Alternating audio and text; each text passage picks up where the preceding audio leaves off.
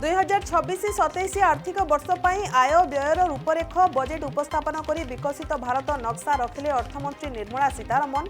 Focus रे शिक्षा, स्वास्थ्य, मजबूत भित्तिभूमि, पर्यटन, एआई, महिला एवं युवपीढ़ी। बजेट को मोदी प्रशंसा कहले यह आजिर आकांक्षा को देव वास्तविक रूप, उज्जवल भविष्यतर हेब मूलदुआ दर्शाउछि देशर महिला सशक्तिकरण। सेपटे कांग्रेस सांसद इमरान मसूद कहले एथर बजेट फंपा डबा। सामरिक क्षेत्र में आहुरी शक्तिशाली हेब भारत। 7.85 लाख कोटीर प्रतिरक्षा बजेट। एमएसएमई अभिवृद्धि नहीं 12,000 कोटीर व्यय बराद। बायोफार्मा 10,000 कोटी। मध्यवित्त को बड़ आश्वस्ति। सस्ता हेब बैटेरी, जोता, विदेश पाठपढ़ा, कैंसर मेडिसिन और तैल क्षेत्र सह जड़ित सामग्री।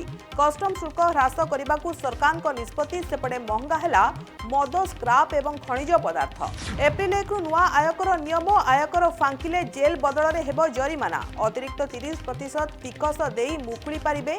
टैक्स स्लैब अपरिवर्तित। छोट करदाता सहज हेब प्रक्रिया। बजेट रे ओडिशा पई बड़ घोषणा। राज्य में हेब रेयर आर्थ कॉरिडोर। खनिज पदार्थ परिवहन पई हेब जातीय जलमार्ग।